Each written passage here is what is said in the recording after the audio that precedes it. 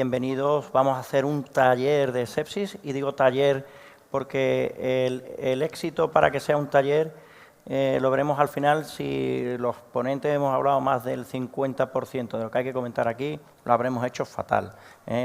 Estaría muy bien, y además que lo queremos hacer de esta forma, ahora es el momento en que empieza todo el mundo a mirar para abajo y demás, de que seáis muy participativos, independientemente de todo, que nos contéis qué es lo que hacéis vosotros en vuestro hospital. Y ahora yo digo, oye, pues a mí en el mío me piden la proadrenomodulina, el ratio de no sé, y, oye, pues yo no tengo eso en el mío, ¿no? Es decir, al final que lo hagamos en modo taller. Perdona, ya sí, no. Raúl. Bueno, lo primero, tenemos ahí nuestros nombres. Él es Ángel Estella, es intensivista, y yo soy Raúl López Izquierdo.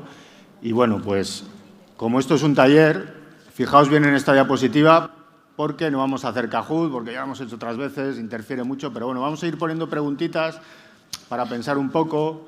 Entonces, ¿de dónde somos Ángel y Raúl? ¿Habéis tenido tiempo para mirar? Ángel ha hablado, yo he hablado. ¿Podéis identificarnos de zonas de España, sí o no? ¿Sí? ¿Lo tenéis claro más o menos? ¿Sí? Pues muy bien, efectivamente habéis acertado. Ángel es de Jerez y yo soy de Valladolid. Entonces, somos de hospitales cercanos, bueno, parecidos a los vuestros seguramente, igual un poco más grandes, un poco más pequeños. ¿Venís de todas las comunidades? A ver, ¿de Andalucía hay gente? Andalucía, ya que estamos en Andalucía, sí hay gente. ¿De Extremadura hay gente? Extremadura, no hay nadie de Extremadura. Allí no hemos hecho publicidad. Ya, algo ha pasado. Para el año que viene tenemos que reclutar. Castilla-La Mancha, me voy a olvidar alguna comunidad, ya verás. Valencia, vale. Oye, Canarias, bien, Mallorca, Palma, vale. Cataluña, Cataluña, madre mía. El País Vasco, por ahí también hay gente. Castilla-León, bien. Cantabria, ¿Cantabria hay gente? Esto va... Madre mía. Igual que esta mañana. Ya, bueno. Galicia, ¿me he olvidado alguna comunidad? Sí, Asturias, vaya, mis padres son asturianos, me van a matar. ¿Y Murcia? Ya decía yo que me iba a olvidar alguna, lo siento. Bueno, estamos representados excepto de Extremadura, o sea, una representación bastante importante. Bueno, ¿cuáles son los objetivos de este taller en esta hora y media que vamos a estar aquí? Pues el primero de todos es el más importante. Vamos a hablar de la sepsis, ¿vale? Tú sigue. Voy a ver el problema. Vamos a hablar de la sepsis, vamos a intentar ver la importancia de la sepsis, cómo identificar a estos pacientes, las medidas precoces de actuación, hablaremos un poquito de biomarcadores y todo ello un poco trufado pues con las novedades de la Surviving Sepsis Campaign, que no sé si os suena o no suena, lo de la Surviving Sepsis Campaign. A alguno no le suena de nada eso de la Surviving Sepsis Campaign. Da igual, o sea, no es un examen. Si a alguno no le suena, pues no le suena. Un poco... Sí os suena, ¿no? Vale. Bueno, pues esto es un poquito los objetivos, Iremos poniendo preguntas, iremos hablando de los diferentes aspectos y, bueno, sí que os animo, como ha dicho Ángel, a que participéis, habléis, levantéis la mano, contéis cosas de vuestra experiencia, de lo que se hace en vuestros hospitales, porque esto es un poco también compartir y ver un poco la realidad de este tema en nuestro país, ¿no? Bueno, vamos a hablar un poco de la sepsis. Nosotros vemos sepsis... La chica dice que las va a ir. Vale, dale para atrás. Sepsis comunitarias. De hecho, el 80% de las sepsis se inician fuera de los hospitales, que son las que vamos a ver en los servicios de urgencias, ¿no? Nosotros, los servicios de urgencias hospitalarios, somos un poco paradójicos, porque no vemos urgencias del hospital, aunque somos hospitalarios, vemos urgencias de la comunidad, ¿no? Entonces, nosotros vamos a ver sepsis de fuera de los hospitales, la gran mayoría, el 80%. Y como veis, hay que tener en cuenta que es una emergencia médica, al mismo nivel que una cardiopatía isquémica, que un ictus o que un politrauma. O sea, hay que considerarlo como una emergencia médica. Y, de hecho, lo que se pretende es pues, enseñar a la población también a sentir o a identificar cómo pueden ser los síntomas de la sepsis. Entonces, fijaos los datos que son pues, bastante importantes, ¿no? Bastante importantes. Es una prioridad a nivel de la OMS, ¿vale? Por pues lo que veis aquí, ¿no? Porque la sepsis, la progresión puede ser impredecible, gran cantidad de pacientes, muchos muertos, y al final se ha convertido en una prioridad para la Organización Mundial de la Salud. Al final es una patología infecciosa que lleva hasta el último extremo de gravedad. En este estudio epidemiológico de hace ya unos años, que se publicó en Emergencias, es antiguo, pero bueno, es lo último que tenemos a nivel nacional, en el que un poco lo que se valoraba, fijaos, es que había el 14,3% de las urgencias eran por patología infecciosa y de ellas el 6,3% eran sepsis. Hacer cálculos en vuestro hospital. ¿Cuántas urgencias veis al año en vuestro hospital? ¿Cuántas urgencias de adultos veis? ¿80.000, 100.000, 50.000, 100.000? ¿El 6% cuánto es? 600. O sea, más o menos, si hay 100.000 urgencias, vamos a hablar de un 10%, pues aproximadamente se ven entre 2 sepsis, 1,5, 2 sepsis al día en cada hospital, con una mortalidad muy importante. ¿Cuál es la mortalidad de la sepsis que dicen así las...? Raúl, que hemos dicho que hablen ellos. ¿Cuál es la mortalidad? ¿Qué mortalidad? ¿Qué mortalidad tiene la sepsis? Por aquí, ¿qué pensáis? No pasa nada. Sí. En las últimas definiciones que salieron, ¿qué mortalidad...? ¿Alguien que se pringue que diga cuál es la mortalidad de la sepsis ahora mismo? Por aquí nos han dicho un 30%, te lo compro, un 30%. 30%. 1 de cada 3. ¿Cuál es el problema que estamos teniendo con la sepsis?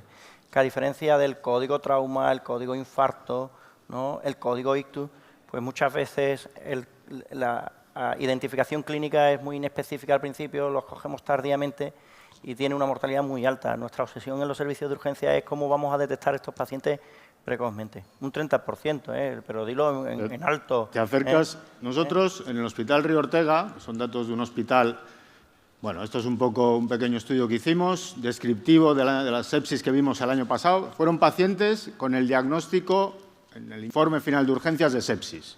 O sea, no es SOFA mayor de 2, no, sepsis, que alguien ponía sepsis del origen que fuera. Ver un poquito la distribución, ¿vale? Y vamos a ver la siguiente. Bueno, y ahí veis el 25,6% de fallecidos. O sea, que más o menos sí, estamos ahí. Lo que dice el artículo de la definición de la sepsis del 2016 habla que pacientes infectados con un SOFA de 2 o más tienen una mortalidad de un 10%. Pero la realidad es que se mueren más. Aquí es cierto que están mezclados, shock séptico, sepsis, pero una mortalidad escandalosa. De hecho, la mortalidad en las series globales mundiales es del 30%, y si están con criterios de shock séptico nos vamos a un 40-42% de mortalidad. Bueno. Por otra parte, tenemos guías que cada 4 o 5 años más o menos, ¿no, Ángel?, nos van dando recomendaciones de cómo ir tratando la sepsis. Un poco parecido a lo que ocurre con la RCP.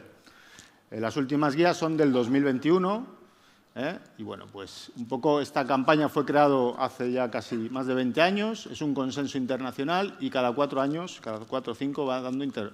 Ese 2002 fue, lo digo porque como hemos visto de dónde sois, se le llama la Declaración de Barcelona. Es una guía internacional conocida en el mundo, pero se hizo en el año 2002 en Barcelona.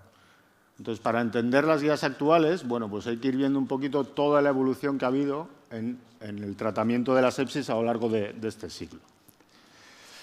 Esta es la última guía, aquí está la primera autora, Linda Evans, y este es Jesús Álvarez Manzanares, un compañero nuestro que estuvo unos años dando el taller con nosotros, y bueno, pues ahora mismo estará en Valladolid viendo sepsis y pacientes. También le llamamos doctor lactato, que es bastante llamativo. Bueno, la Surviving Sepsis Campaign, fijaos, da 93 recomendaciones, pero realmente que sirvan y que sean, digan, no, buena práctica, hay muy pocas, 15. 12 serían recomendaciones, sin más, 39 sugerencias, se posiciona en contra en 18 temas y no opina en 9. O sea que, bueno, hay mucha controversia todavía en muchos aspectos, ¿no, Ángel? Y sobre todo en el ámbito de urgencias, porque quien se lee la guía bien leída y revisada, y de hecho el grupo Infursemes de aquí de urgencias, pues viene a hacer que muchas de las recomendaciones no competen al área de urgencias, que es el área estratégico donde de verdad se puede cambiar el pronóstico de estos enfermos. Por eso es muy importante tener conciencia de la sepsis desde que llegan los pacientes al hospital. El paciente cuando llega al hospital, no sé en el vuestro, pero no lo ve un intensivista de entrada.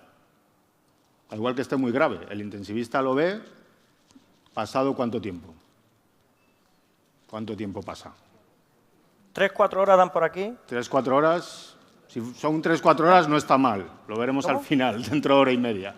Por aquí dicen menos. ¿Menos tiempo de 3-4 horas un paciente con sepsis? Bueno, depende cuando se detecte el paciente, ¿no? Claro. Porque el tiempo que se tarda en detectar que el paciente pueda tener esos criterios, ¿no? Oye, que podéis llevarnos la contraria, que es lo que queremos, que intentéis discutirlo, Bueno, al final la sepsis, pues lo que se ve todavía después de muchos siglos, claro, lo primero que habla de sepsis no fue en la Declaración de Barcelona, fue Hipócrates, ¿no? Fue evolucionando y después de 25 siglos, llegamos al 2024, esta diapositiva está un poco pasada, la verdad. Tenemos gran dificultad para el diagnóstico. Es lo que decía Ángel, depende cuándo se detecte, empezamos a actuar y eso es muy importante. Eso es muy importante. Esto es el concepto que había de sepsis hasta el año 2016, con el SIS, os recordáis, ¿no? La sepsis grave, el shock séptico, el fallo multiorgánico, y esto un poco en el 2016 cambió en una colección de JAMAS, que salieron 3 artículos, que es lo que se denominó las nuevas definiciones de sepsis, el sepsis 3. ¿Habéis leído esos artículos alguno? ¿Ha hecho un vistacito a esos artículos? Nadie ha abierto ninguno de los artículos. Sí, hombre, este sí se lo saben, Raúl. Sí, ¿no? Este fue al comienzo de la sepsis, cuando, por ejemplo, es que en la diapo no se ve muy bien ahí, pero teníamos respuesta inflamatoria sistémica, fiebre, leucocitosis, ¿no? Y entonces, ¿qué pasa? Pues que se vio que había entidades como los grandes quemados, el politrauma, la pancreatitis aguda, ¿no? Que realmente tenía un síndrome de respuesta inflamatoria sistémica y, sin embargo, no era una sepsis. Y eso nos llevó pues, que esa primera definición tuviera que redefinirse. Por eso, las últimas definiciones, ¿de cuándo son? Os lo he dicho, 2016, efectivamente, ¿vale? Ya va tocando. Hoy en la mesa de Infurseme hemos criticado ese trabajo, que en el buen sentido de la palabra he criticado, diciendo que para los profesionales de urgencia necesitamos una definición que sea más sensible, más específica, porque sí seguimos teniendo un retraso en la detección de estos enfermos. Son definiciones hechas por intensivistas para pacientes muy graves. Es como si en la cardiopatía isquémica solo estuviésemos hablando del síndrome coronario agudo con elevación del ST y muy grave, ¿no? Entonces, bueno. La última definición lo que dice es que la sepsis se divide en sepsis y shock séptico. Y ahí tenéis a Mervyn Singer. Este señor trabaja en Londres, es inglés. Y define la sepsis en 2016 como una disfunción orgánica potencialmente mortal por una respuesta no regulada del huésped hacia la infección. Es decir, tiene que haber una infección y una disfunción orgánica. Tiene que haber fallos de órgano. ¿Cómo medimos o cómo dice Mervyn Singer y colaboradores, cómo mide este fallo de órgano? Con una escala que se llama la escala de SOFA. La escala de SOFA.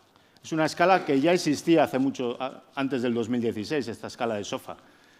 La escala de SOFA se la inventaron unos expertos que quedaron como nosotros en Sevilla, se juntaron y dijeron, pues vamos a decir cómo vamos a medir el fallo de órgano y vamos a crear una escala, ¿vale?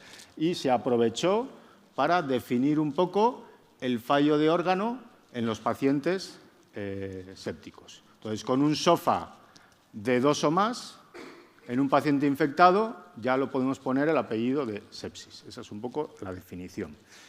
No es tanto más o 2, sino la variación del SOFA.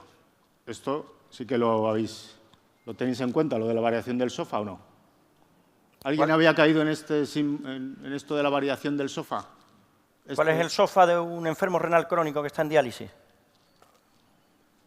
En su casa, ¿no? Entonces, lo que quiere decir esas definiciones es que de la que partamos basal, si tiene luego 2 puntos más en el SOFA, pues ya sería un criterio. Por ejemplo, un paciente que ingresa en la UBI con un politrauma, igual ingresa con un fallo orgánico y ingresa con un SOFA de 3, porque tiene un Glasgow bajo, está hipotenso y al cabo de 5 días hace fiebre. Y entonces el SOFA ya no es de 3, sino que es de 5. ¿Vale? Pues es una sepsis. ¿De acuerdo? Hay que tener en cuenta eso también. Pero bueno. Y luego también se definió el shock séptico. Este es el autor del artículo, ¿vale? Y entonces el shock séptico se define como un paciente que tiene una sepsis, si no hay shock séptico, o sea, si no hay sepsis no hay shock séptico, y además tiene que haber alteraciones metabólicas, celulares, circulatorias, que hacen que el paciente tenga una mortalidad superior. Es lo que decía Ángel, la mortalidad del shock séptico se dispara por encima de ese 30, llega casi al 50% en algunos casos. Tiene que haber, los criterios diagnósticos son una hipotensión refractaria a líquidos y un lactato mayor de 2, ¿vale? Para decir que el paciente tiene un shock séptico. Estos son los criterios diagnósticos. ¿De acuerdo? Esto es importante, estas definiciones, para saber de qué estamos hablando, porque cuando Ángel y yo hablamos de sepsis y de shock séptico, intentamos hablar de estas definiciones. Y a veces hay discrepancias cuando hablamos con compañeros, cuando hablamos con... ¿no? Muchas veces, no, pero si no tiene una procalcitonina alta, no tiene una sepsis. No, vamos a ver. Estamos hablando de cosas distintas. No, pero... ¿Un paciente normotenso con procalcitonina de 100 tiene una sepsis?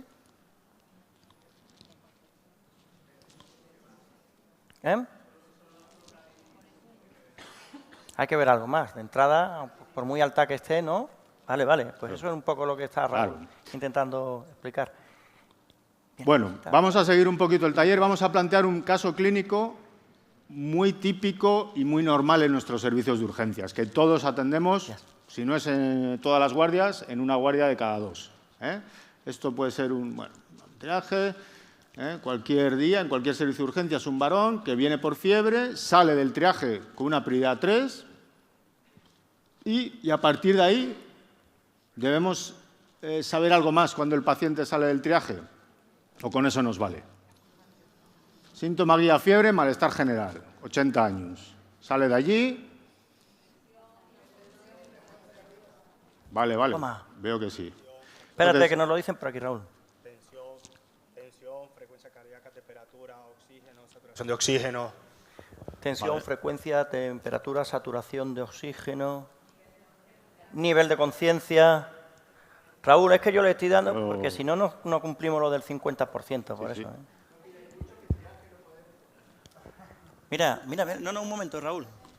Toma. Ya lo sé, si te he pillado en cuanto has dicho eso, pero es importante que, claro, que te escuchen. Hay que llegar a una balanza, porque yo estoy triando y tengo 100 no, pero tengo que tener un tiempo de seguridad de 10 minutos y tengo 20 por triar. Entonces yo no puedo pararme a verle una tensión, una frecuencia cardíaca, yo tengo que centrarme en algo. A mí me gusta el acrónimo TIME, a ver si después dicen algo. ¿Cuál te gusta? TIME. Bueno, ahora hablaremos de eso. ¿Tú le vas a decir algo, Mariola? No, dile algo. ¿No? Por aquí dicen que una tensión sí tienes que tomarle en triaje, ¿eh? Depende, si tengo tres sí, pero bueno, a mí una frecuencia respiratoria también me gusta, ¿eh? ¿Qué has dicho? Una frecuencia respiratoria me gusta. Uy, cuidado.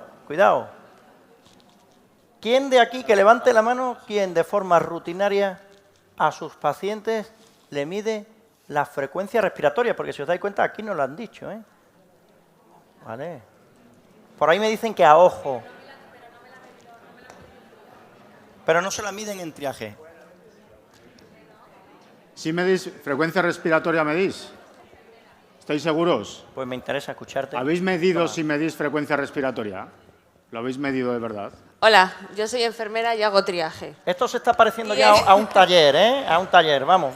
Y entonces creo que es importante pararnos 5 minutos a coger los signos y síntomas para poder dar al paciente el nivel adecuado, que es el tiempo de espera a ser atendido. Vale. Entonces, y el año pasado, mi grupo de enfermeros del Hospital de Guadalajara trajimos el SOFA y el QuiSOFA y nuestro póster era ponle 12, el valor de la frecuencia respiratoria en el triaje. Porque no se lo damos y es un predictor después de una pandemia respiratoria. Efectivamente. Entonces, vale. Es muy importante esto. Muchas gracias. De todas maneras, por echarle un cable a tu compañero, Si viene un paciente que, como muy bien han dicho por ahí a ojo, que viene, que el tío con buen tono de voz, que no sé qué, no sé cuánto, probablemente a ese haya que dedicarle menos tiempo y luego contextualizáis. Si ve un paciente que con ese ojo clínico que todo sanitario tenemos que tener, pues tendríamos que tomarle lo que va a comentar ahora mismo. A las fracturas, a los tornillos, a los traumatismos. Sí, se te ha entendido. Pero el ojo clínico está ahí y hay que pararse. Sin duda, sobre todo porque tenemos una enfermedad con una mortalidad altísima que solo la vamos a poder combatir si la detectamos precozmente. Nosotros somos muy partidarios. Por aquí dicen que hay monitores que te lo dan todo. Sí, Cuéntanoslo, Raúl. lo dan todo. ¿Es verdad? La frecuencia respiratoria no llegan de darla. Es el problema, por eso no se toma. Porque no te la termina de medir un aparato. Solo el capnógrafo. Y un capnógrafo, como en el triaje, tampoco vas a poner, ¿no? Pero, Raúl, ¿cuánto tardamos en medir la frecuencia respiratoria? 15 segundos y lo multiplicáis por 4. Ya está fácil, ¿no? 15 segundos, ¿vale? Para que no sea de excusa. Cuando salió... Bueno, ahora vamos a seguir. Bueno, tenemos aquí estas constantes. Ya hemos dicho, frecuencia respiratoria, parece que haría falta. ¿Qué más nos haría falta de un paciente con sospecha de infección en un triaje? Lo dijeron antes por aquí, Está por aquí, lo ha dicho por ahí, ¿no? Por aquí están diciendo el nivel de conciencia. Efectivamente. Ahí tenéis frecuencia respiratoria y escala de coma de Glasgow, nivel de conciencia, si está en alerta o no está en alerta. Un Glasgow yo creo que tampoco sería, pero por lo menos si está en alerta o si algo le... Si está confuso. Claro, está confuso, adormilado, responde al dolor, algún tipo de alteración en la respuesta, ¿vale? Tenemos este paciente con estos 23 de frecuencia respiratoria, este Glasgow, le hemos tomado una glucemia también, estas tensiones, esto de aquí. Esto que veis aquí son sistemas de alerta que ya llevan mucho tiempo, y ahora hablaremos un poquito más de estos sistemas de alerta. Estos son sistemas de alerta uniparamétricos, es decir, están avalados por la European Resuscitation Council. Entonces, si alguno de estos sistemas de alarma estuviera alterado, pues lo que dice la European Resuscitation es que busques ayuda avanzada. Veis que son cosas muy gordas. Yo es lo que le digo a los residentes o a gente que está empezando, que es cuando me preocupo un poco o me tengo que preocupar mucho.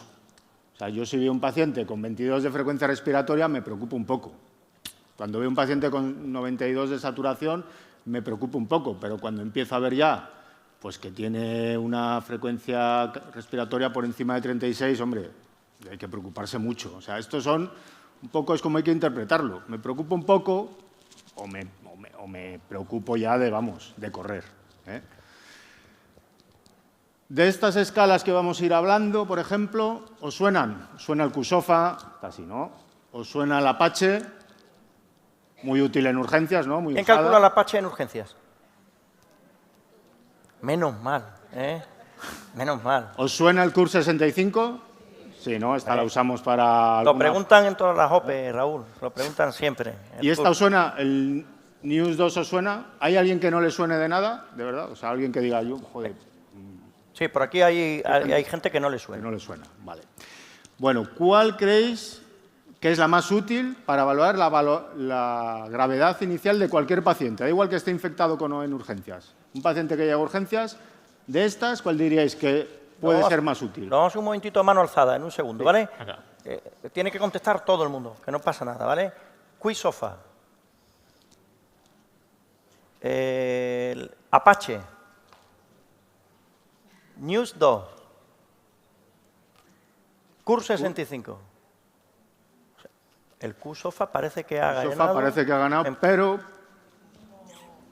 para valorar un paciente en urgencias, de estas, la más útil es una cosa que se llama News 2, National Early Warning Score 2. Raúl, pero a los que habéis votado el QSOFA es porque no habéis venido esta mañana al comienzo a las 9 de la mesa de Infur-SEMES, en la que hemos hablado de las debilidades de sepsis 3. Y es verdad que la sepsis 3, el documento recomienda en los servicios fuera de la UCI, en urgencias y en planta, la aplicación del QSOFA. ¿Qué ha pasado? Que conforme sale ese documento, las investigaciones, los estudios observacionales, la práctica clínica real nos ha llevado a darnos cuenta de que el QSOFA empieza a estar ahora en duda, ¿vale?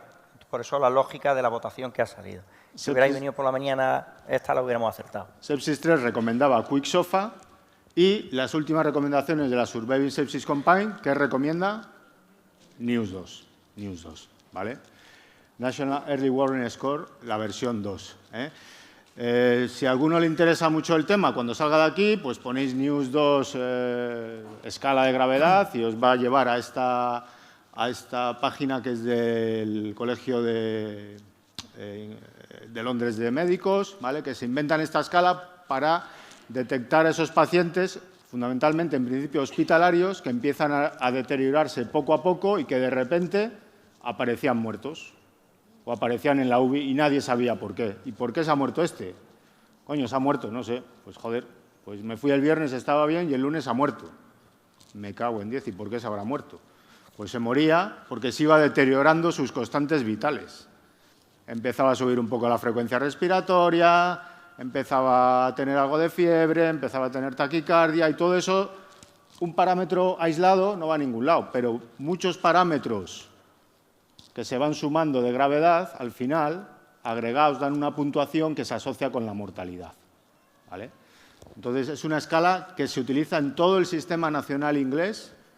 Ellos dicen que a diario con todos sus pacientes hospitalizados y que lleva asociados unas actuaciones en función de la puntuación, ¿vale? Y luego tenemos QSOFA. QSOFA, una escala muy sencilla, fácil de recordar, ¿no? Que yo creo que ha tenido y tiene todavía su momento, y veremos a ver, hay mucha crítica, pero que realmente es una escala que puede servir para identificar a la sepsis perfectamente. Porque yo creo que el problema del QSOFA, Ángel, no es el QSOFA en sí. Es que igual el QSOFA, ¿en cuánto lo ponemos para sospechar una sepsis? ¿En cuántos puntos? ¿Cuántos de estos 3 parámetros tiene que estar alterado? 2, ¿no? Tiene que tener una alteración neurológica, o una frecuencia respiratoria mayor de 22, igual a 22, o una tensión arterial sistólica menor o igual a 100. 2 o más sepsis. Pero, hombre, yo si veo un paciente con fiebre y tiene alteración del nivel de conciencia, o tiene una frecuencia respiratoria alta, o tiene una hipotensión, es decir, tiene solo un punto, no sospecharía que también está grave. ¿Por qué no se baja un punto el QSOFA? Según el nivel de exigencia que le pongamos a las escalas, serán más sensibles y menos específicas y al revés, ¿no? Lo ideal, la escala News que ha presentado Raúl, y lo ideal sería que nuestros servicios de urgencias tuvieran un sistema de digitalización que automáticamente te la diera. Ahí es donde está el futuro, ahí es donde tenemos que... porque así, en cuanto el paciente lleve muy poco tiempo en urgencias, saltarían los sistemas de alerta precoz, que ya tenemos experiencia en algunos hospitales que han conseguido digitalizarlo y tener este tipo de sistemas. Ahí estáis viendo un poco diferentes escalas. El QSOFA está realmente, cuando tú calculas un QSOFA, está dentro del News, ¿vale? Entonces, por eso, la gran crítica al QSOFA es que tiene una baja sensibilidad. Cuando tienes un QSOFA de 2, realmente ya estás grave. Entonces, lo que dice Ángel, si bajáramos a un punto, seguramente la sensibilidad aumentara. Y hay algún estudio que equipara un QSOFA de 1 a un News de 5, que es donde está ahora mismo el punto de corte que ponen los ingleses. Pero bueno, yo lo dejo ahí, eso es una opinión personal. Y ahí tenemos a nuestro paciente que tenía esta frecuencia respiratoria, frecuencia cardíaca, y si hacemos el News, sale 6 puntos. ¿Qué os parece esto de 6 puntos?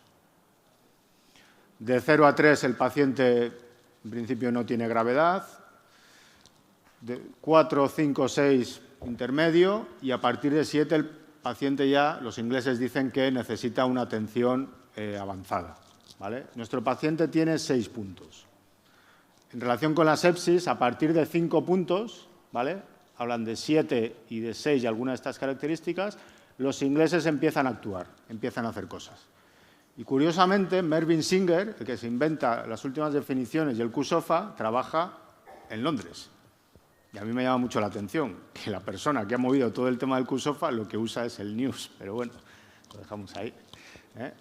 Bueno, entonces, con un News a partir de 5 y sospecha de infección, hay que empezar a pensar que el paciente puede tener una sepsis y hacer cosas.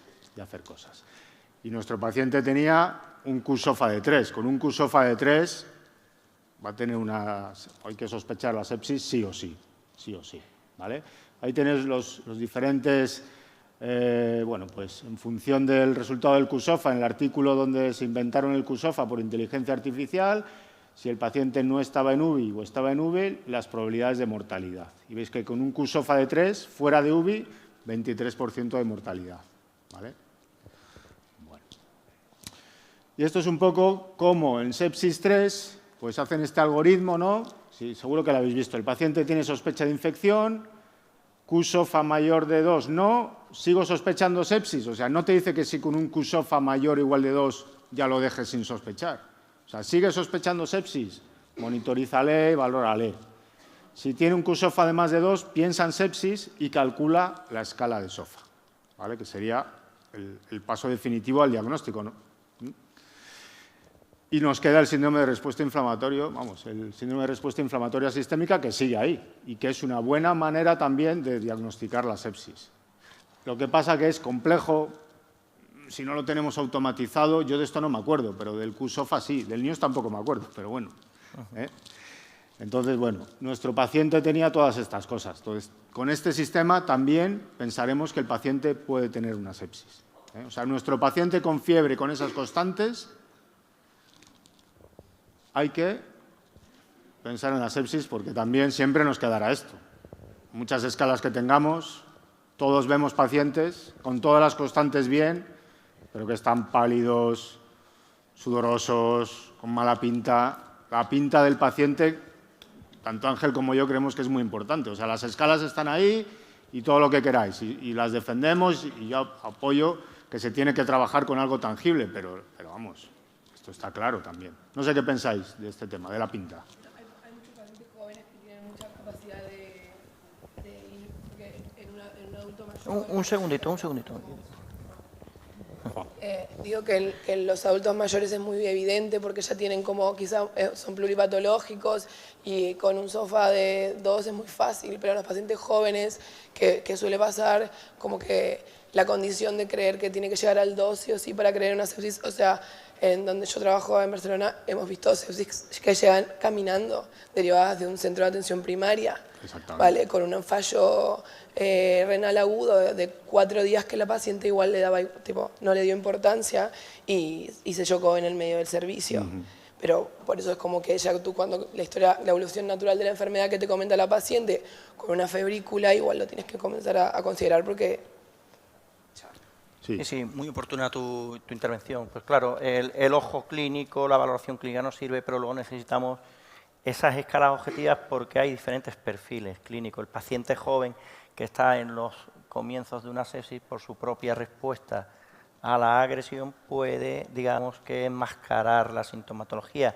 Lo mismo nos ocurre con el paciente frágil o con comorbilidades y ancianos que no tiene esa respuesta inflamatoria tan exacerbada y puede muchas veces hacer pues, que pase desapercibido en esas fases iniciales. Sí. Entonces, estamos en la fase de reconocimiento. Si tuvierais una cosa que se llama código sepsis, ahora todos son códigos. Yo tengo un cachondeo con una compañera mía porque vivimos en el mundo del código. Código taller, código no sé qué, código, todo es código. Y ya vamos a la era poscódigo, que es peor todavía. Ya vamos a los... ¿no? Había un... Pero bueno, ¿creéis que activaríais el código sepsis o un protocolo si lo hubiera en vuestro hospital en este momento? ¿Todos lo activaríais? O alguno diría, no, yo creo que es un ictus y llamaría al neurólogo que parece que tiene un bajo nivel de conciencia. ¿Todos lo activaríais? Sí, ¿no? Estamos en un taller de sepsis, tenemos aquí a 2 que me están diciendo, pues claro, activarlo, por favor. Es una enfermedad tiempo dependiente que al final es lo que es el código, ¿no? Algo con el tiempo, ¿no? Un protocolo con el tiempo. Es muy importante, van a ir apareciendo diapositivas de estas con lo que dice la Surviving Sepsis Campaign en las últimas recomendaciones, ¿no? Que esto no nos lo inventamos Ángel o yo o el grupo de Infursemes, ¿no? Son recomendaciones a nivel mundial, con sus críticas también, pero bueno, sí que es cierto que estos programas de desempeño, estos códigos, pues consisten en detectar, educar y medir lo que hacemos en sepsis. Y sería importante que estuvieran en los hospitales y en las áreas de salud. ¿En el hospital o en el área de salud donde trabajáis existe un protocolo sepsis? ¿Existe? En todos existe. ¿Y un código sepsis donde el tiempo es importante? ¿Sí? ¿Vale? Hace poco, hace un par de años o 3, hicimos un estudio preguntando a los hospitales si tenían código sepsis. Fijaos, existían solo en el 65% de los hospitales. Pregúntalo aquí, Raúl. ¿Eh? Pregúntalo aquí. ¿Tenéis todos? Que levante la mano quien tiene un código sepsis implementado en su hospital. Cuando digo implementado es funcionando, ¿eh? Vale. Que levanten la mano los que no lo tienen. Ah, pues decís que sí todos. Me cago en Dios, me estabais dando. Pero si decían que sí. Es que... ¿Dónde estás ahí? Bueno. Por comunidades autónomas, fijaos a ver en qué comunidad venís y os podéis fijar, pues, por ejemplo, qué criterios asumen. Bueno, esto está publicado, es interesante. O sea, no en todos los sitios hay código sepsis y se ha visto ahora, ¿vale? Esto es importante, que salgáis de aquí planteándoos si esto existe, si es importante crear estos códigos a nivel de área o incluso a nivel regional. Como hay código infarto, nadie se lo plantea, ¿no? Que no deba existir. Código ictus, vamos, si le dices a un neurólogo que le quitas el código ictus, vas detenido directamente. Te llaman al juez de guardia y vas así. Pero tú dile igual a un infectólogo que no hay código sepsis, pues te dice, pues vale, pues muy bien, pues que no lo haya. Pues eso no puede ser hoy por hoy, pero bueno. Entonces, activamos el código sepsis. Tenemos el paciente, tenemos las constantes, detectamos la gravedad con las escalas, el QSOFA, el NEWS, lo que queráis, la pinta, activamos el código sepsis y en ese momento, ¿cuáles son las prioridades con nuestros pacientes? Ya saber qué tiene, de dónde viene el foco, qué antecedentes tiene, ya empezamos con los antibióticos, que es lo que esto le salva la vida, o buscarle un sitio adecuado en el servicio de urgencias. ¿Realmente qué haríais? ¿Qué haríais? Pues yo haría esto, buscarle un sitio adecuado para tratarle luego. Porque el paciente puede estar aquí. ¿Este sitio os gustaría que estuviera? Bueno, si no hay otra cosa, puede estar aquí. Os presento mi servicio de urgencias hace 4 horas. Puede estar aquí. Seguramente se parezca a los vuestros en algunos momentos de la vida, ¿no? Si no se parece, es que vivís en un mundo ideal. No se parece. Bueno, lo que queráis, o sea, un parecido, no es lo mismo. ¿Esto es vuestro servicio de urgencias en el día a día? O alguno dice, no, si alguno no lo es, ¿no? ¿Es mejor, es peor? Mejor. Ah, vale, o sea, bueno. ¿Vale? Pues el mío es así. Entonces, el paciente puede estar ahí o puede estar aquí. De las 3, pues es mejor que esté aquí, porque a un infarto, ¿dónde le pondríais? Aquí, ¿no? Y a un ictus, ¿dónde le pondríamos? Ahí, porque si no el neurólogo, ¿sabéis lo que va a hacer? Va a llamar al juez de guardia. Si yo a un código ictus no le meto aquí, lo siguiente es que vamos. Bueno, pues le buscamos un sitio. Y en ese momento ya le tenemos en el sitio monitorizado, que es donde tiene que estar. ¿Cuáles son mis prioridades? Esto no es el MIR, Aquí puede haber varias válidas. Venga. ¿Quién empezaría a buscar un foco infeccioso? Que levante la mano, venga. ¿Quién empezaría a intentar confirmar la sepsis? Que levante la mano. ¿Y quién empezaría a iniciar medidas de resucitación? Pues todo, habría que hacerlo. Habría que hacerlo todo a la vez, ¿no? En la medicina de urgencias, yo la que conozco, no sé Ángel o vosotros, se hace todo a la vez. Empiezas a hacer la historia, empiezas por antecedentes, le dices a la enfermería que vaya cogiendo la vía, el lactato, los cultivos, no sé qué, y empiezas y ponle sueros y carga ya. O sea, empezaríamos a hacerlo todo a la vez, ¿vale? Es decir, lo que llamamos una valoración transversal del paciente haciendo todo a la vez.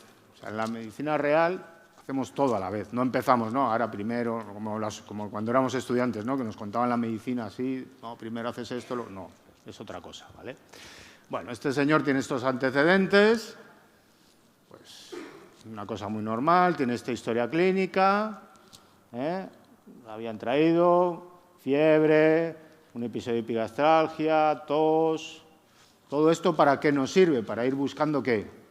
Un foco, ¿no? La exploración, es todo muy normal, con los crepitantes. Bueno, es un caso muy típico, supongo, ¿no? ¿Este le veis?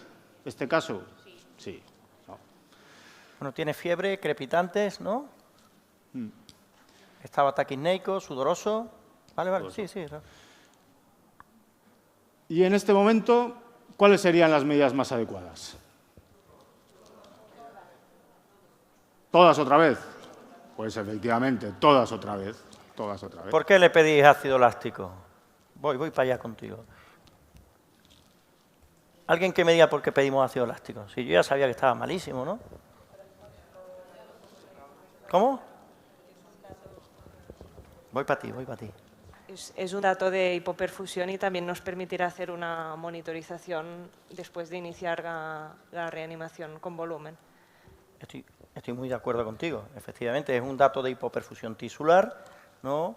De gravedad, ya lo habéis visto en las primeras definiciones, y efectivamente nos va a servir, que eso es muy importante, para ver si cuando iniciemos esa resucitación con fluidoterapia, incluso con aminas, pues luego ver si realmente lo estamos haciendo bien o no, monitorizando niveles elásticos. Un momento, Raúl, que tenemos por aquí... La anterior. Ahí. Esta diapositiva, esta o esta, ¿cuál quieres? Esa, no estoy de acuerdo con la D. Iniciar sueroterapia agresiva. Agresiva. Puede ser. Yo estoy de acuerdo con él, que el término agresivo lo podríamos decir enérgico. ¿Sí? En el taller del año que viene lo quitamos, lo de agresivo. Bueno, en principio, según las recomendaciones, tendremos una dosis que iniciar y también podríamos empezar con vasoactivo, con noradrenalina en los servicios de urgencia. Pero eso, el debate y las discrepancias que hay en la detección de la sepsis es que si os dais cuenta en todos lados pone definición del shock séptico, hipotensión, láctico alto después de una resucitación adecuada. Cuidado, que es una resucitación adecuada. ¿Guiada por qué? ¿Cómo la guías? ¿Por el relleno capilar? ¿Hacemos una monitorización invasiva? ¿Qué variación de volumen de...? Hablamos ahora de eso un poquito. 2000 para todos, no. Mirar lo del lactato. 2000 para todos no, estoy de acuerdo. Las medidas que la Surviving Sepsis Campaign dice que hay que seguir son estas 5.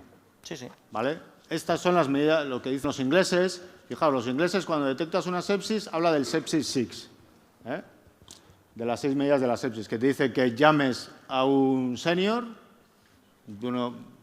llamaremos a un senior, que le demos oxígeno, que... ¿Has visto la risa que ha suscitado lo de llamar al senior, no? Que hay veces que depende de quién esté de guardia, decimos, bueno, mejor no vamos a llamar al senior, ¿no? Cultivos... Por eso esos seniors son esos seniors, Cultivos, antibióticos, fluidos y monitorización. ¿Vale? Estas son las Sepsis 6 que hablan los ingleses. La Surviving Sepsis Campaign es algo parecido. Pero lo primero que te dice, la medida número 1, te dice que es una emergencia médica, es que midas el lactato, o sea, de forma específica. O sea, el lactato es...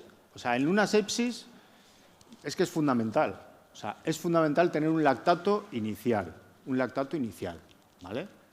Básico. Y lo sugieren como una medida, una recomendación débil y una evidencia de baja calidad, pero que realmente hay que hacerlo. O sea, es una medida fundamental. ¿El lactato es un criterio diagnóstico de shock séptico? Lo hemos dicho hace un rato. ¿Qué os parece?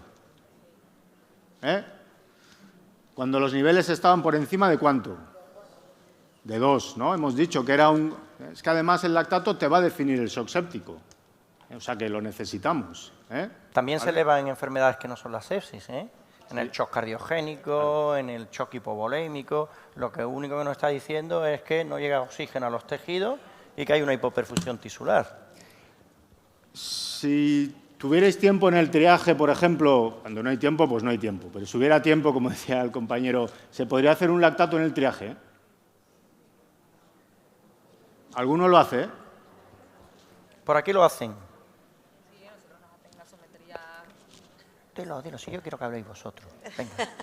Sí lo hacen, Sí, lo hacen. Igual que no miden la frecuencia respiratoria, pero sí te miden el lactato. En los point of care, en los gasómetros. Point of care. En los gasómetros, ¿no? Tenemos estos dispositivos. Y en emergencias hacen lactato. Se podría hacer. Esto es un lactómetro como el que se pincha el maratoniano, vamos, como tiene un maratoniano. Y esto es un dispositivo de analítica seca que te hace una gasometría.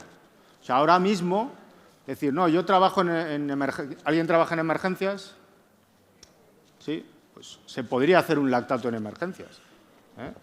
Hoy había una comunicación que hablaban del lactato en las convulsiones, el valor de la utilidad del lactato en las convulsiones. Por aquí me dicen que trabajan en extrahospitalaria, que sí, que lo podrían hacer, pero no lo tienen. No lo hacen, no lo tenéis. No le compran el aparato. No compran el aparato, 150 euros el aparato.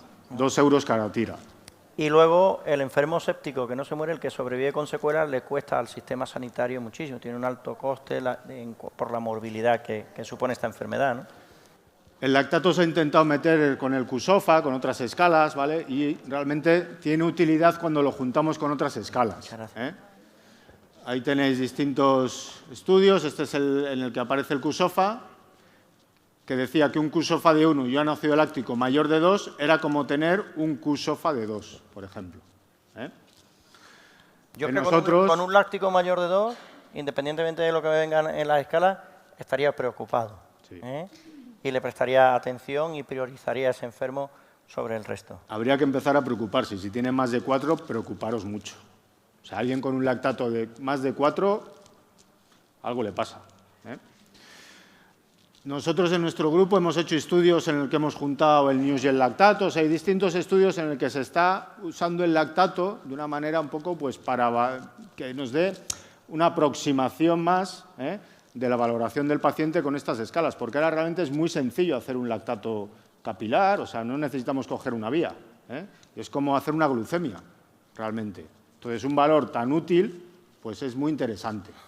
Fijaos, el área bajo la curva para detectar mortalidad a 2 días en pacientes prehospitalarios del pre-NIUS L era de 0,91. O sea, 0,91 es acertar en casi todos los pacientes. O sea, es un área bajo la curva tremenda. Bueno, no vamos a insistir mucho en esto y aquí tenéis dispositivos, gasómetros también. ¿Tenéis gasómetros en los servicios de urgencias? Sí, para hacer una gasometría rápida también, ¿no? Eso es algo también que si lo empiezas a tener, lo manejas a diario, con todo, no solo con el séptico, con la insuficiencia respiratoria, o sea, con cualquier paciente grave lo usas. ¿Cuándo empieza a asociarse con la mortalidad? Ya hemos ido hablando un poco. ¿Cuándo me empiezo a preocupar? Cuando está por encima de 2,5, los estudios empezaron a decir hace ya años que se aumentaba mucho la mortalidad. Entonces, por eso se empezó a meter el lactato en los estudios. Y luego, como han dicho por ahí, el lactato sirve ¿para qué? Para monitorizar, ¿vale? Monitorizar. Entonces, al final nos interesa el aclaramiento del lactato. El aclaramiento del lactato. ¿De acuerdo? Paciente que ha comentado Raúl, empezamos a hacer una resucitación adecuada con fluidos en el área de observación, tenía un láctico de 4,5 y a las 3 horas le pide el láctico y está en 7. O no lo estamos resucitando bien o el foco no está controlado. El láctico va bajando, pues nos quedamos un poco más tranquilos, ¿no?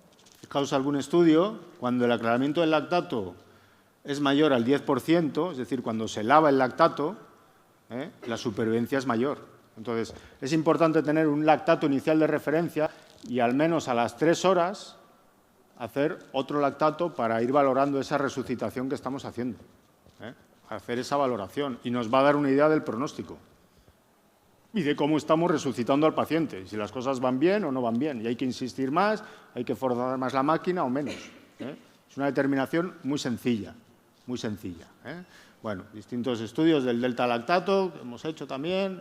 Esto era pacientes que le hacíamos un lactato prehospitalario y veíamos si habían lavado al llegar al hospital. Y igual, cuando ese lactato del prehospitalario al hospital lavaba, el pronóstico era mejor. O sea, realmente el aclaramiento del lactato nos va a dar mucha información. Es como seriar la troponina. ¿Quién no seria la troponina? Si no la serias, como con el ictus, a la cárcel, ¿no? Pues aquí igual. O sea, seriar un lactato o ver el aclaramiento sería muy importante en nuestros pacientes sépticos. Una idea fundamental. Bueno, nuestro paciente tenía un lactato de 4,1. ¿Qué podemos decir? Tenía esas constantes y además un lactato de 4,1. ¿Está hipoperfundido? Sí. ¿Tiene evidencia de sepsis? Ha dicho una cosa importante Ángel por ahí. ¿Tiene evidencia de shock séptico? El pronóstico, ¿tiene mal pronóstico? De todo esto, el tema de la sepsis, el lactato puede subir en cualquier shock o en cualquier hipoperfusión, no solo en la sepsis. Un lactato alto no te indica que tenga una sepsis, te dice que no está muy bien perfundido. Si tiene fiebre y además ya es el foco, vale, tiene una infección, ponle el apellido de sepsis de shock séptico. Pero ojo con confundir elevaciones del lactato con sepsis. Bueno, entonces un lactato alto hipoperfundido, habría que confirmar la sepsis, cumpliría uno de los criterios de shock séptico, tiene mal pronóstico y deberíamos seriarle. Esas serían las respuestas a estas preguntas que nos haríamos en cuanto al diagnóstico y el pronóstico del paciente.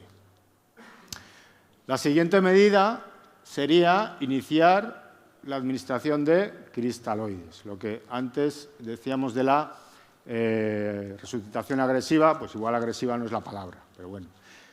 La sepsis y el shock séptico son emergencias médicas y hay que empezar con la reanimación inmediatamente. Y hay que empezar, como hemos puesto aquí, como dice la Surviving, con una resucitación de 30 mililitros kilos de cristaloides en pacientes hipotensos o con un lactato mayor de 4, que estén hipoperfundidos.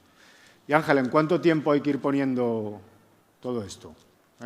Es que respondió muy bien a la pregunta.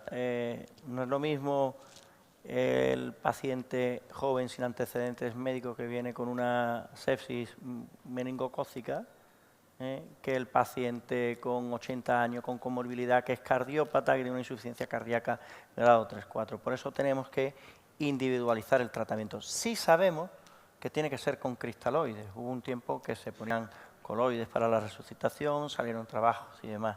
Pero tendríamos que administrarlo, como estáis viendo ahí en la diapositiva, según las recomendaciones, y efectivamente hay un debate sobre esa individualización de la fluidoterapia en la sepsis y cuándo empezar precozmente con vasoactivos si no hemos conseguido con una resucitación inicial la reanimación adecuada.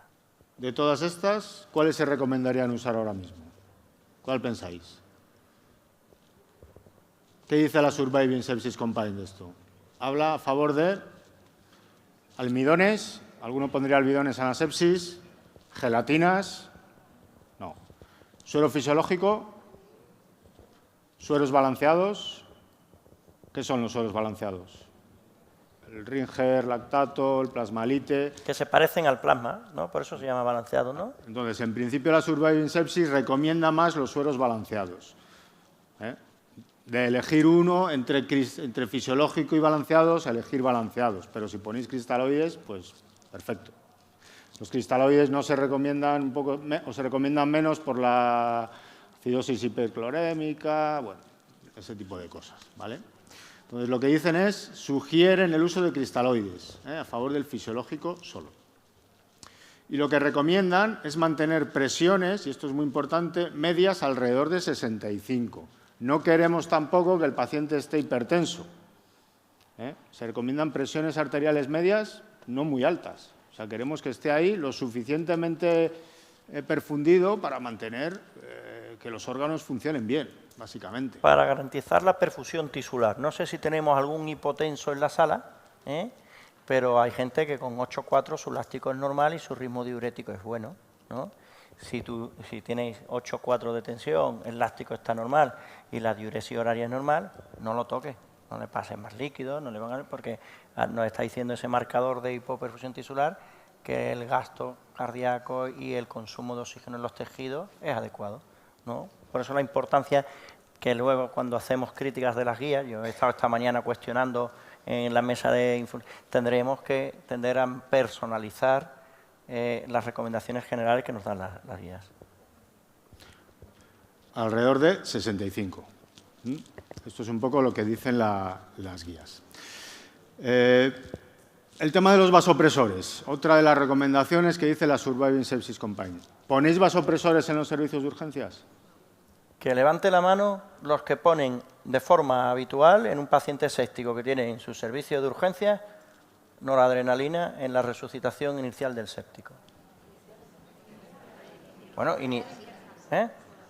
si no va cuando bien, la necesita. Cuando la necesita, claro. O sea, cuando tú ya la has reanimado, lo has metido 2,5 litros, 3 litros, 3 horas, sigue hipotenso. Vale. Que levante la mano los que no lo ponen porque esperan que la pongan en intensivos, porque ya se les ha avisado y demás, y que se ponga el vasoactivo en UCI. Vale. Que levanten la mano los que para poner noradrenalina necesitan que sea por un catéter venoso central. Toma, cuéntanos. A ver, en mi caso, bueno, nosotros que tenemos una UBI relativa, tenemos una UBI de hace muy poquito y está llevada por anestesistas y cogen muy poquito. En nuestro caso, por ejemplo, las drogas vasoactivas nosotros sí las poníamos por vía periférica, pero porque se iba a trasladar a corto plazo a un hospital otro hospital que tenemos más cercano que sí tenía UBI. Sí. Para los traslados cortos, si usamos vía periférica, consideramos que la noradrenalina se puede poner un tiempo corto de tiempo. Ahora que tenemos los anestesistas intensivistas que tenemos, no nos dejan. No, directamente ellos bajan y dicen, no, si vas a poner drogas vasoactivas, directamente con vía central. Vale. ¿Se puede poner noradrenalina por una vía periférica? ¿Se puede perpetuar en el tiempo la noradrenalina por una vía periférica? No, lo ha explicado ella perfectamente. Oye, estoy resucitando a mi paciente, yo no voy a perder tiempo ahora en que le cojan un catéter y demás. Se puede utilizar garantizando que la vía periférica está bien canalizada, porque el miedo o el riesgo que hay es que si se extravasa a los tejidos y demás, produce una necrosis brutal. No sé si habéis tenido la experiencia de verlo, pero cuando se extravasa la noradrenalina, y por eso se recomienda, muchas gracias, por catéter venoso central, pero en la resucitación inicial y en un servicio de urgencia, intentando esos objetivos terapéuticos que está Raúl contando, oye, pues podéis poner noradrenalina por periférica. De forma inicial está recomendado esto. Lo dicen las guías. Lo dicen las guías. Que las guías le discuta a Raúl las guías, que hay que usar vías periféricas inicialmente y luego, vale, sí, si acaba en la UBI o en anestesia le cogerá una vía central. Pero tener que coger una vía central para poner una dosis de noradrenalina, que tampoco va a ser una... donde tú quieres remontar un poco esa tensión, un paciente que a veces, pues, bueno, otra cosa es un shock séptico ya que necesita igual asociar dopamina, asociar otra serie de cosas. Pero inicialmente se puede hacer y deberíamos hacerlo en urgencias. Porque muchas veces la UBI, ¿qué ocurre? Tú le llamas, sí, vale, voy a verle, empiezas a mirar el reloj, el paciente no está parado, no está para intubar, empiezas a mirar el reloj, pasan las horas y el paciente sigue ahí. Y yo, francamente, no espero a que baje la UBI para poner un chupito de noradrenalina, vamos. Sí. También es cierto que cuando se lo pones ya no se lo suben, ¿ya? Porque como ya va bien, pues ya déjale, ¿no? Pero bueno, en fin. La realidad de cada centro, la variabilidad en la práctica clínica, depende de las personas. Veis ahí un poco un resumen de la gestión de vasoactivos. Use noradrenalina, eso está claro. O sea, es el vasoactivo de elección, ¿no? En la sepsis, Ángel, la nora, en principio. ¿Y quién pone dopamina? Que a una dosis es diurética y a otra dosis es un poquito más vasoactivo. ¿Dopamina? ¿Ponemos dopamina en el manejo de la sepsis? Por supuesto. Por aquí lo dicen, por eso hago la pregunta. Ahora salgo mayor, pero no. Así decimos la edad que tenemos, ¿no? No, Antiguamente se ponía. Antiguamente se ponía, pero hay estudios, además, con evidencia clara de que la dopamina no debe utilizarse en la resucitación con vasoactivo en el paciente séptico. ¿Y la dobutamina? ¿La ponemos en la sepsis, la dobutamina? Venga. Sí, pero sí al final... Si hay shock cardiogénico, sí que se puede plantear. Si tú tienes la sospecha de que la disfunción cardíaca de la sepsis y que tenemos una saturación venosa central por debajo del 70%, se puede utilizar así. Pero por no confundir, en la resucitación inicial, noradrenalina, y si hay, como muy bien apuntas, disfunción cardíaca, se podría usar dobutamina. Mira. ¿Y en nuestro paciente? Un momento, Raúl, que tienen una pregunta. En este caso, ¿se pondría de primera elección o primero empiezas por la nora, luego vasopresina y ya en tercer lugar la dobuta? Porque esto no lo tengo claro. Venga, pues lo vamos a aclarar, ¿no? Lo normal es que empecemos haciendo la resucitación un paciente que tiene el láctico alto, que está en una situación séptica, que vamos a empezar con tratamiento antibiótico, que ahora se tocará ahí, que lo tenemos ahí. Lo primero es la resucitación con fluidos. Y si es refractaria la resucitación con fluidos, comenzaríamos con noradrenalina, buscando ese objetivo. Fijaros que ha dicho la vasopresina, porque ya sabéis que las últimas recomendaciones, pero la vasopresina está indicada en el shock séptico refractario a la resucitación inicial adecuada, con lo cual lo razonable es que el planteamiento de poner vasopresina ya sea fuera del área de urgencias, es decir, porque para que un shock séptico sea refractario ha habido que resucitarlo de forma adecuada y la resucitación adecuada no es inmediata, necesitamos unas horas, ¿vale? Sí, yo creo igual que sí que poner vasopresina, yo creo que ya, yo creo que sale fuera de nuestro ámbito de urgencias, en principio. Sí, por eso. Pienso yo, no sé qué, así como la nora me parece. Sí, pero por la explicación que hemos dado, sí. Por definición, Pues muchas veces se habla shock séptico refractario y yo muchas veces levanto la mano o shock séptico mal resucitado. A lo mejor se quedó corto de volumen o no se le puso las aminas que necesita. Entonces, realmente necesitamos un tiempo para hacer ese diagnóstico de shock séptico refractario, que es donde estaría indicado. Ángel, por aquí quiere... Ah, perdona. Una pregunta, entonces, a ver, que yo os estoy escuchando. Yo hasta hace muy poquito ya he dicho que yo no tenía UBI. Nosotros cuando poníamos drogas vasoactivas automáticamente trasladábamos al paciente. Yo soy del Hospital del Escorial, bueno, tengo este acento, pero yo soy de aquí, pero trabajo allí, ¿vale? En el Escorial no hablan así. Y entonces lo trasladamos a Puerta de Hierro. Ahora que tenemos esa UBI, subimos. Ustedes, te estoy escuchando, ¿ustedes cuando ponéis drogas vasoactivas os quedáis con el paciente en urgencia? Y mi pregunta, ¿por qué un paciente con drogas vasoactivas que necesita monitorización, demás, qué opina la enfermería? Porque claro, esto no es una cosa de yo le pongo esto a mi paciente, venga, me voy a por el siguiente. O sea, necesita unos cuidados de enfermería. Claro, vale. Mis enfermeros, por ejemplo, están saturados. Yo no puedo dejar a un paciente con drogas vasoactivas. Nosotros en mi hospital tenemos una zona que son 4 camas de monitorización de pacientes graves, donde tenemos una o dos, depende de los que haya, pero puede haber hasta 2 enfermeras para 4 pacientes. No son pacientes de UBI, pero sí que tenemos ahí una, ¿sabes? Sí lo tenemos razonable, sí hay en cama en UCI, debe estar en la UCI, tras esa resucitación inicial, por lo que has explicado muy bien, sencillamente por el ratio paciente-enfermera y la necesidad de una monitorización estrecha que en la área de observación de urgencia y demás puede ser más dificultosa por el tema de los recursos. Ángel, ahora, si tiene que esperar, lo que no podemos es retrasar una resucitación con vasoactivos en urgencia porque no haya cama en UCI o porque no se hace. De hecho, el ingreso en UCI es fundamental y luego lo veremos al final. Bueno, ¿en mi paciente pondríais vasopresores? Muy rápido, que vamos. ¿Ahora mismo le pondríais vasopresores? Según ha llegado, esperaríamos, ¿no? Yo creo que esperaríamos y a ver qué pasa, ¿vale? Pero bueno, que la opción está ahí. Métodos para valorar esta resucitación. Tenemos la valoración ecográfica, no sé si hacéis ecografías para valorar esto, ¿sí? Si utilizáis cálculos del gasto cardíaco, si utilizáis monitorizaciones hemodinámicas no invasivas. Existen distintos métodos. Podemos usar el relleno capilar, el lactato que ya hemos hablado, ¿no? Y bueno, hay diferentes monitores como este, ¿no? Que una cosa se llama bioreactancia, que no sé si lo tenéis alguno, que te sirve para hacer una sobrecarga de volumen y el aparato te calcula el gasto cardíaco en función, o sea, si ese corazón responde a esa sobrecarga de volumen. Bueno, yo os lo cuento. La mayoría no tenemos bioreactancia en urgencias. Es una técnica no invasiva, no hace falta coger una vía central, ¿vale? Y está ahí, pero bueno. ¿Más cosas que hacemos? Hemocultivos. ¿Les hacemos todos a los pacientes sépticos? Sí, ¿no? O sea, es un criterio de calidad sacar un hemocultivo. A nosotros no nos vale de mucho, pero al que venga después como Ángel en la UBI, al internista, al médico de la planta, al anestesista, le va a servir ¿para qué? ¿Para qué sirven los hemocultivos? Para desescalar el antibiótico. Dime. Que 2 hemocultivos, ¿no? 2. ¿Y qué pensáis de para no perder el tiempo? Vamos a suponer, ¿no? Paciente que está malo, que le cogemos la ideal es coger 2 vías. Muchas guías te dicen de coger hemocultivos en situaciones separadas, pero yo lo último que tengo, porque estamos haciendo un protocolo para nuestro hospital y estamos trabajando en ello, es que da igual que si son de la misma vía, no pasa absolutamente nada para que no perdamos tiempo. ¿Qué pensáis de eso? En principio, nosotros lo que hacemos es separarlo en el tiempo, ¿no? O sea, no separarlo unos minutos. Si solo hay una vía, pues una vía. No sé.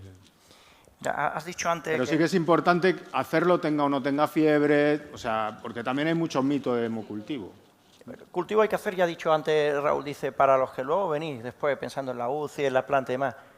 Y hoy lo hemos hablado también, y para las urgencias, porque el diagnóstico microbiológico viene revolucionando y lo vais a vivir con las técnicas moleculares. Nos van a dar los microbiólogos con técnicas de PCR una respuesta muy rápida, en muy pocas horas, la que no hemos tenido. Hemos esperado que creciera en 48 horas un cultivo. Esto no, esto ya lo tenemos aquí y ya está. Y además no es como la bioreactancia, que la vemos un poco más lejana, es que ya la tenemos implementada en la mayoría de los hospitales y vuestros micros van a tener una participación muy directa con el diagnóstico molecular de microbiología, ¿vale?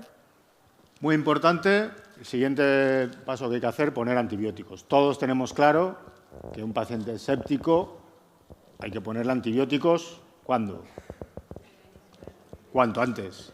Si está claro que está séptico, cuanto antes. Aquí ha habido un poco de lío con las guías. Se han hecho un lío que si es posible, es probable. Por ejemplo, dice, ¿qué puedo decir de mi paciente? Sospecho una sepsis y, por tanto, antibiótico en menos de 1 hora. Sospecho un subséptico, antibiótico en menos de 1 hora.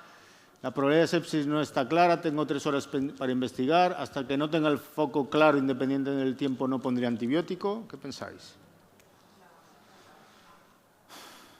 Si sospecho y tengo claro que es una sepsis, si no lo tengo claro, joder, no sé si tiene, no sé, una sepsis, la tendrá, no la tendrá. Lo que dicen las guías es que tengo 3 horas para investigar.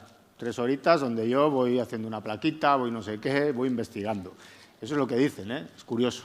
Pero si está claro, cuanto antes, cuanto antes. Esto es el resumen. El shock está presente y es una infección, cuanto antes. Si el shock está ausente y tengo que es probable, lo pongo, y si es posible, pues puedo esperar hasta 3 horas. Y a lo mejor el año que viene venimos a discutir lo de inmediatamente en la primera hora, que empezamos a discutirlo en la literatura y en varios estudios. Este artículo le conocéis, ¿no? Es un artículo muy típico, bueno, muy típico, muy conocido, y donde se basa todo esto de la antibioterapia precoz, en el que en pacientes con shock séptico, por cada hora que pasa sin poner el antibiótico, la mortalidad aumenta un 10%. O sea, entonces, ahí somos nosotros los responsables. Si no ponemos el antibiótico de amplio espectro, en pacientes en los que tienen un shock séptico o una sepsis clara, estamos haciendo que se mueran más. Entonces, es el artículo de Kumar de hace ya... Ese es el clásico, pero fijaros que es cada hora que el paciente sigue hipotenso. Por eso es muy importante esa resucitación. Si el paciente no está bien resucitado, el antibiótico no va a llegar bien al tejido. Todo esto de la antibioterapia, ahora mismo, pues hay que seguir las recomendaciones, las guías PRO, estos son las láminas de la PAD, ¿no? Son muy bonitas, están muy bien. Yo creo que todo esto, pues, hay que irlo siguiendo, pero hay que meterle un bombazo de antibiótico. Tampoco vamos a escatimar antibiótico a un paciente grave. Luego, si tiene que escatimar lo otro, que lo escatime. Pero nosotros, igual que hay que ajustar a función renal cuando tenemos una sepsis, la primera dosis, no, hay que meter la bomba de antibiótico y ya está. Da igual que tenga una insuficiencia renal. Luego ya otro que ajuste, ¿no? ¿Vale? Seguimos recomendaciones en función si son resistencias. Bueno, todo esto vamos a pasar un poco, ¿vale? Le hicimos una placa a nuestro paciente, como se la hacemos al 80% de los pacientes o 100% de los pacientes con fiebre que llegan a urgencias, y tenía esto. ¿Qué os parece? ¿Qué tiene nuestro paciente? Me parece que hay una condensación ahí en la base. Condensación, ¿no? Aquí, ¿no? Parece un foco respiratorio, una neumonía. Pues como tenemos ya un foco, ponemos el antibiótico que tengamos en nuestro protocolo y cuanto antes. Estamos resucitando, estamos tratando el antibiótico y vamos a confirmar la sepsis. ¿Cómo confirmo la sepsis? ¿Cómo la confirmo? ¿Hay algo ahora después a las 5:30? ¿Aquí? Infección más SOFA, infección más QSOFA, infección más Apache, infección más NIUS2. En principio, infección más escala de SOFA. ¿Podría ya ir calculando un SOFA? Sí. He ido pidiendo una analítica, ¿no? Y aquí os presento la escala de SOFA que valora el fallo orgánico. El fallo orgánico, fallo de respiración, coagulación, del hígado, cardiovascular, el sistema nervioso central y de los riñones, ¿vale? En función de los parámetros va dando puntuación. Con 2 o más, infección, sepsis. Confirmamos con el SOFA. No es necesario hacer a todos los pacientes una gasometría, porque tenemos una cosa que se llama SAFI, que también nos sirve para calcular la función respiratoria, ¿vale? Entonces, no tenemos por qué tener una gasometría arterial, pero bueno. Entonces, es muy importante calcular este SOFA. Por eso, en cualquier paciente infectado hay que pedirle una bilirrubina para poder hacerle un SOFA. Ya que le vamos a hacer una analítica, sácale una bilirrubina y hazle el SOFA, ¿vale? Bueno. Nuestro paciente tenía esto, estas plaquetas, esta urea y esta creatinina, esta PO2, ¿vale? Le hicimos una orina y con estos datos mi paciente tiene una sepsis. Sí, el SOFA es mayor de 1, aún no lo sé, no, el SOFA es menor de 2, tengo que esperar a confirmar la infección con el cultivo. ¿Queréis algún comodín? Os voy a dar el comodín del 50%. Venga.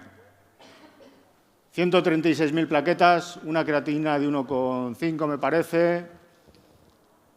¿Tiene una sepsis o no tiene una sepsis? Pues sí, evidentemente. Tenía un poquito de fallo respiratorio, por debajo de 150.000 plaquetas, el hígado un poco no estaba tocado, pero el Glasgow aquí, o sea, tenía un SOFA de 4 puntos. Tenía una sepsis. Cuando hacemos el diagnóstico, podemos poner neumonía, pero también ponerle el nombre de sepsis al final, ¿no? Bueno. ¿Qué otros parámetros me pueden ayudar, aparte de esto, que nos ayudan a la hora de valorar a estos pacientes? De todos estos, excepto uno, me puede ayudar, que ahora mismo también lo estamos pidiendo, pero bueno. Venga, ¿proteína C reactiva me ayuda a valorar a estos pacientes? ¿Es una herramienta que me ayuda? Sí, ¿no? ¿Proadrenomodulina? ¿Os suena? Si ¿La tiene alguno en su hospital? ¿Hay alguien que no haya oído hablar de la proadrenomodulina alguna vez? Venga. Sí que no la has escuchado, que han votado por ahí. Yo nunca. Nunca la he escuchado por aquí. Claro, si yo te lo noto en la cara. Procalcitonina. No pasa nada. La amiga procalcitonina, ¿esa la tenéis todos? ¿Hay alguien que no tenga procalcitonina? ¿Hay alguien que en su hospital no pueda pedir una procalcitonina urgente? Al principio nos restringían cuando pedíamos procalcitonina en urgencia, ¿no? Había que mandar 7 instancias y demás. ¿Ahora la podéis usar de forma rutinaria en vuestras urgencias? Vale. ¿Cómo? Después del COVID, dicen por aquí. ¿A vosotros nos dejan usarla? De urgencia, atención primaria. Ah, vale. Nosotros diagnosticamos la sepsis y activamos el código de hospital de tercer nivel.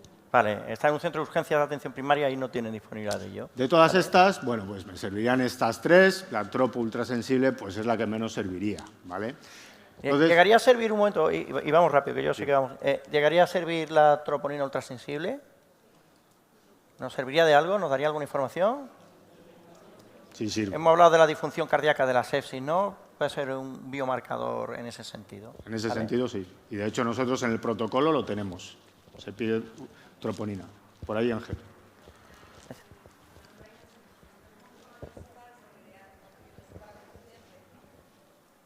Pero no a los pacientes sépticos, sino a los pacientes que tenemos ahí un poco de que no sabemos si darle el alta o no, de quedárnoslos o no, o si deben de ingresar o no, y estamos utilizando el SUPAR.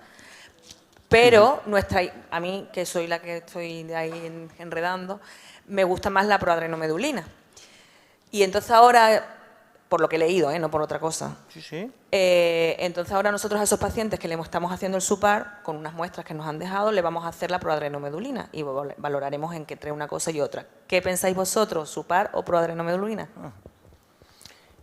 Ha pasado, está explicando ahora mismo Raúl, ¿cuál es el biomarcador ideal? Y quizá con esa explicación te lo van a responder. Bueno, un biomarcador es una molécula que es medible y que nos sirve para obtener datos clínicos, ¿vale? Entonces, el biomarcador ideal nos tiene que servir para diagnosticar precozmente, monitorizar el tratamiento, pronosticar gravedad, para todo lo anterior y ser barato. ¿Qué pensáis?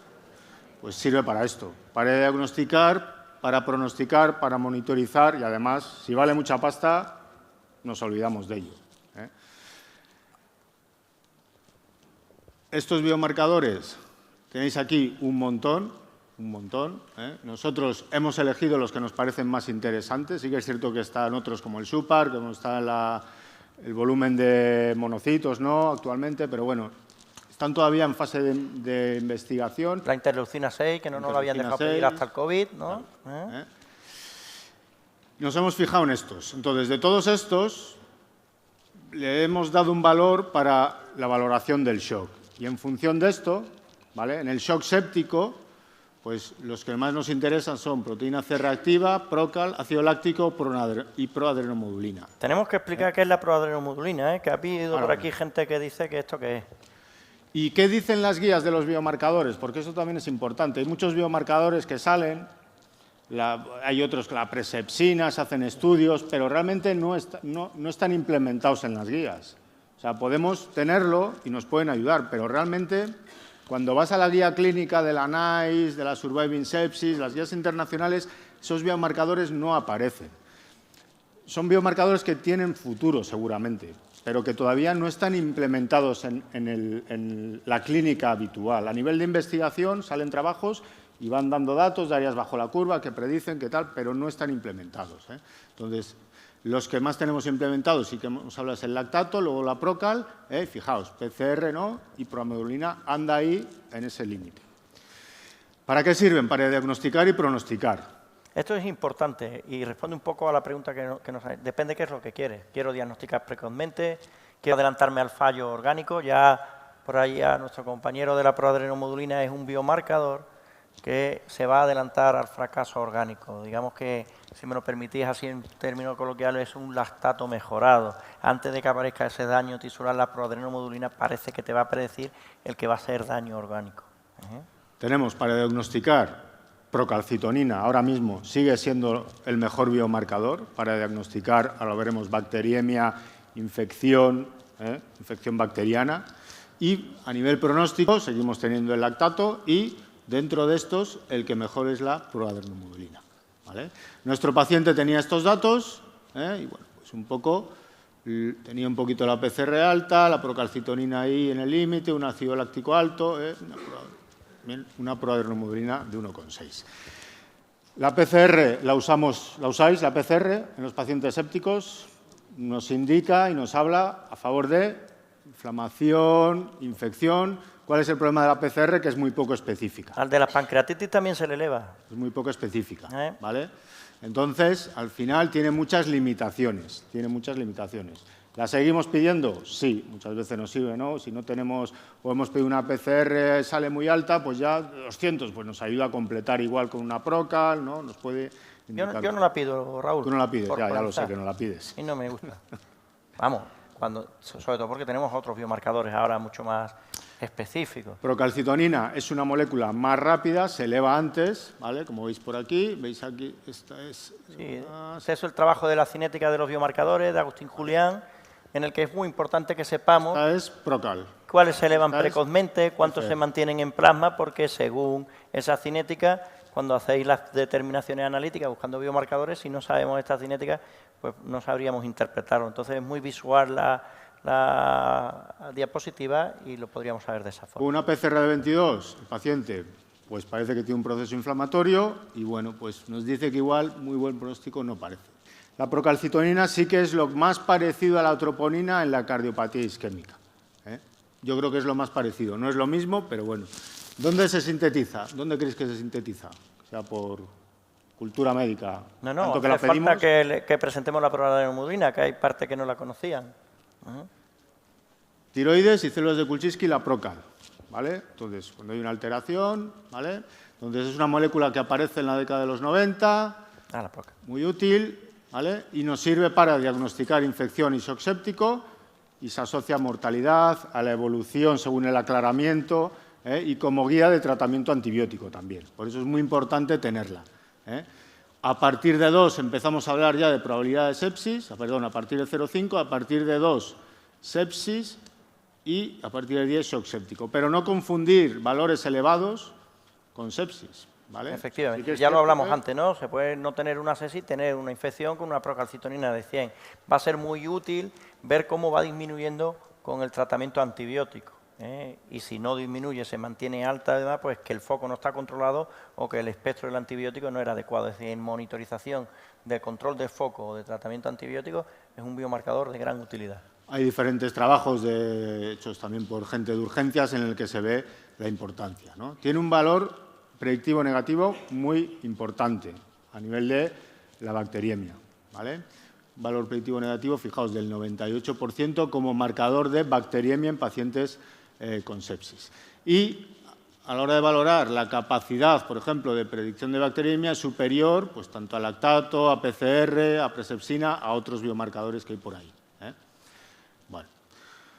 En función de sus valores, pues hay diferentes trabajos que nos dicen cómo actuar, si pedir hemocultivos, tal. Bueno, eso ya, cada hospital puede tener su protocolo, ¿eh? Pero es cierto que con procalcitoninas por encima de 2, pues estaríamos también aquí obligados a hacer cosas.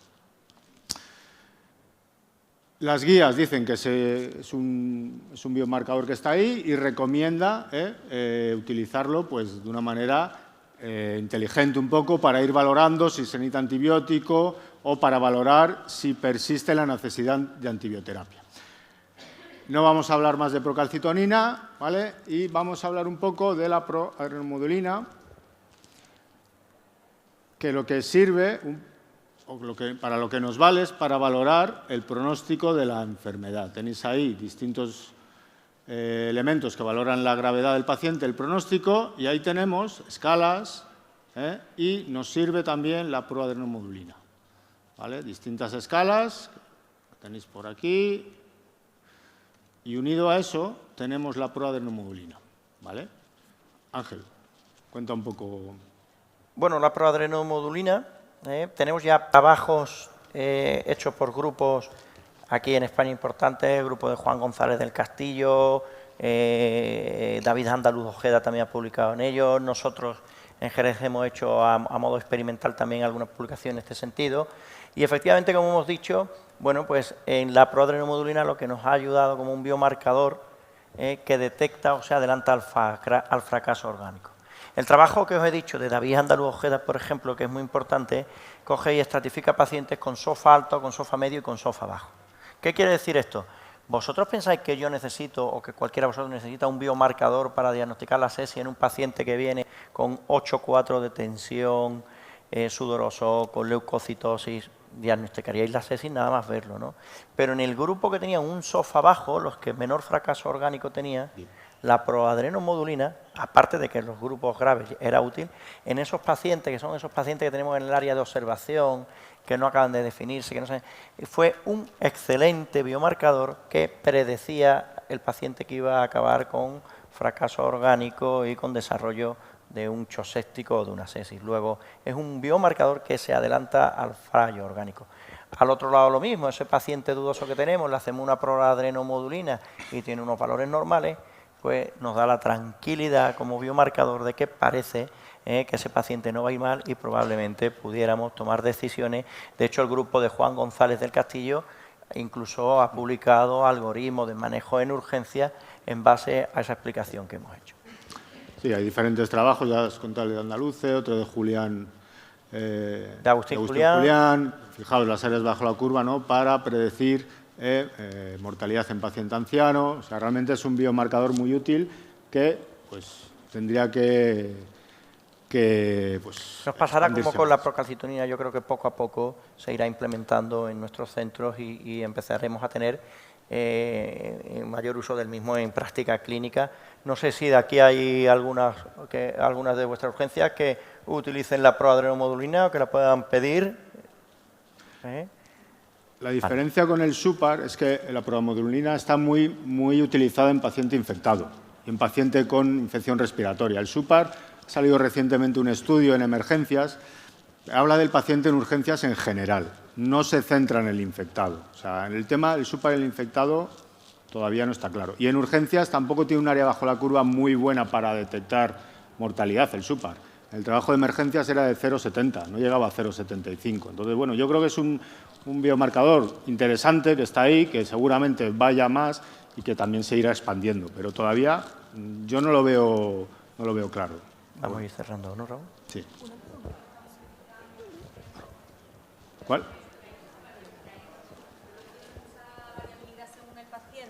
Entonces no le estoy viendo esa rentabilidad, ¿sabes? Porque vemos, o sea, si seguimos lo que si hay estudios que te hablan del SUPAR y infecciones en pacientes además ancianos o en pacientes en los servicios de urgencia, nosotros y te marcan que a partir de 10 tiene que ser un paciente que se tiene que ingresar en una UBI y demás, no estamos viendo eso, ¿sabes? Por eso. Yo no tengo experiencia clínica. Hay una pregunta aquí en la primera y vamos a ir cerrando, ¿eh, Raúl? Sí.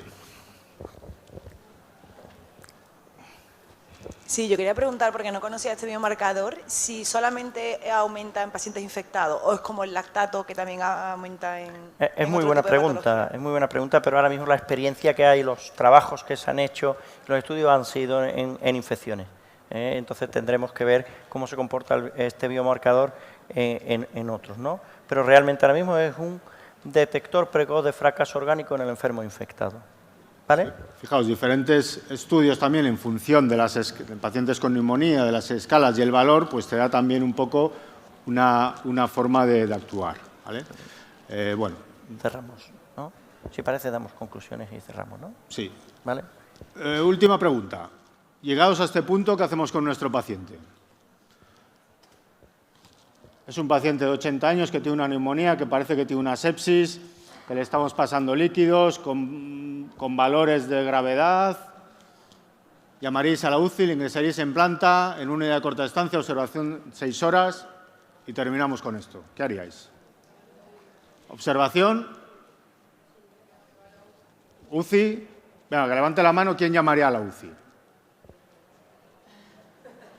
Que levante la mano quién le observaría 6 horas. Que levante la mano quién le metería una unidad de corta estancia. ¿En una planta? En una planta.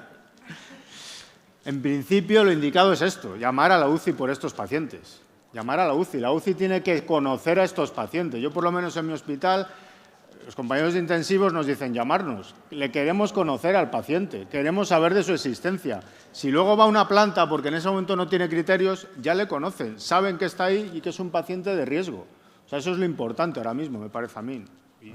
¿No? Bueno, pues si os parece, cerramos este taller. Daros las gracias porque realmente, al menos yo creo que a Raúl también, se me han pasado a volar esta hora y media. De hecho, nos quedaríamos otro ratito más, pero entendemos que hay otras cosas que hacer, que hay que disfrutar del Congreso, de la ciudad. Y nada, pues muchas gracias por haber venido al taller y espero que os haya gustado. Muchas gracias.